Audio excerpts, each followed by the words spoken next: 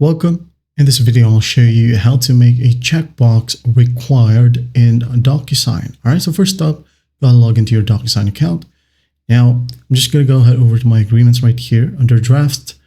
I'm just going to hit on continue. Okay. Now, to add your checkbox as required, for example, I'm going to add in a checkbox right here to center, and then I'm going to go ahead and add a text. Okay. For example, do you agree with maybe TOS, okay? Just like that. And once that's done, I'm gonna make sure that this tick box right here, when it is unchecked, people who signed this document won't be able to hit on finish at the top, okay? Now to do that, I'm just gonna click on it. And I'm gonna go ahead over to validation, click on the drop down right here, and select exactly, okay? Leave it to 1. And once that's done, just hit on preview, just to check it out right here. As you can see, when this one is unticked, you'll be able to see or click on the finish button. And as you can see here, when I hover my mouse, it says here required. Okay. So when I click on it, now the finish button will show.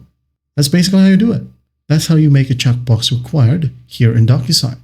Well, I hope this video helps, and I'll see you in the next one.